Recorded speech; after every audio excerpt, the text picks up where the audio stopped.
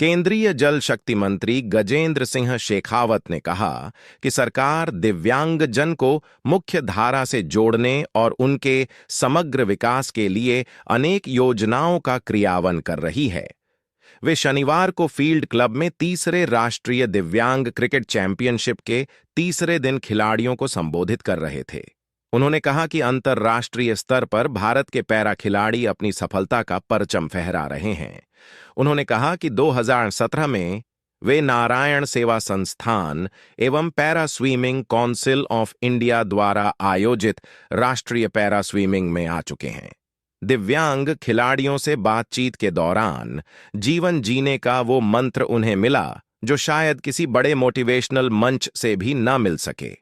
उन्होंने बताया कि नारायण सेवा संस्थान की सेवाओं से उनकी माताजी अपने जीवन काल में काफी प्रभावित रही और मृत्यु से करीब 25 वर्षों तक सहयोग करती रही। मेरा सहयोग भी संस्थान को मिलता रहेगा। उन्होंने दिव्यांग जया महाजन द्वारा रंगोली के रूप में बनाए गए अपने चित्र को देख उनकी कला की सराहना की और उनका सम्मान किया। चैंपियनशिप व्यवस्था समिति के प्रभारी रविश कावदिया ने बताया कि आरंभ में संस्थान अध्यक्ष प्रशांत अग्रवाल ने उनका मेवाड़ी पाग ऊपरने से स्वागत करते हुए उन्हें संस्थान के निःशुल्क प्रकल्पों की जानकारी दी। Differently abled cricket council of India के सचिव रविकांत चौहान ने इस चैंपियनशिप की जानकारी देते हुए कहा कि इसमें देश भर से 24 टीमों के 400 खिलाड़ी भाग ले रहे हैं। इसके ब्रांड एम्बेसडर ख्याति प्राप्त क्रिकेट खिलाड़ी हरभजन सिंह है। उन्होंने बताया कि चैंपियनशिप ट्रॉफी का अनावरण गोवा में बीसीसीआई सचिव जय शाह व उच्च अधिकारियों की उपस्थिति में संपन्न हुआ। कार्यक्रम में उपमहापौर पारस सिंघवी, भाजपा शहर अध्यक्ष रविंद्र श्रीमाली भी मौजूद थे। संयोजन महिम जैन ने व आभार झापन वंदना अग्रवाल ने किया। तीसरी राष्ट्रीय स्तर की दिव्यांगजनों की क्रिकेट चैंपियनशिप आज यहाँ से प्रारंभ हुई है। 10 दिन चलने वाले इस टूर्नामेंट में देश के 22 प्रांतों के खिलाड़ी जो स्पेशली एबल्ड हैं, जो दिव्यांगजन हैं, ऐसे खिलाड़ी अपने हौसले का, अपने हुनर का, अपने जज्बे का प्रदर्शन यहाँ करेंगे।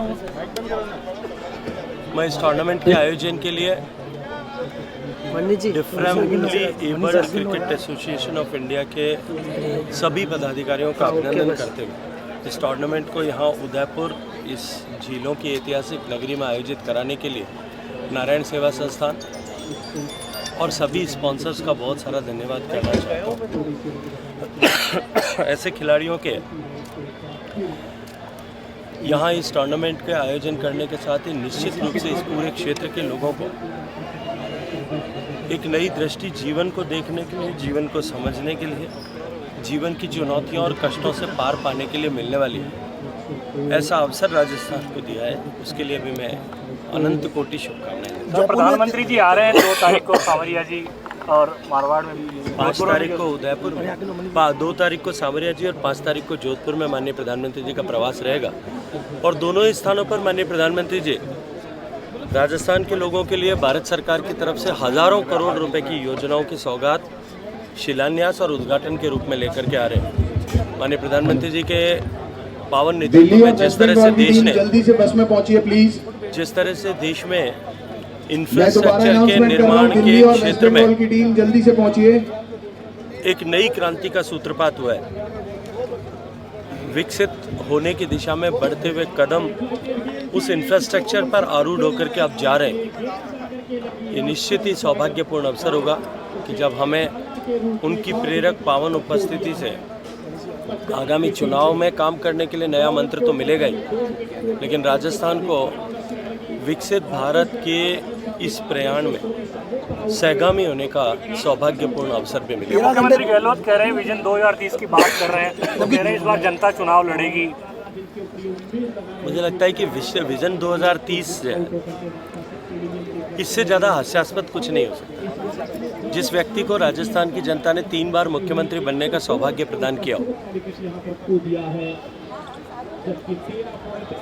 उम्र के 4 दशक पूरे चौथे और 5वें दशक के बीच में जिसको युवावस्था में मुख्यमंत्री रहने का अवसर मिला, वो अपनी तीसरी पारी के अंतिम चरण में जब केवल 2 महीने शेष रहे, तब लोगों से सुझाव एकत्रित करके और 2030 की रचना करने की कल्पना करता है, जब वो भी ये जानता है, उनका दल भी ये जानता है क्या अब उनकी सरकार मात्र संवैधानिक आयुष पूरा कर रही है।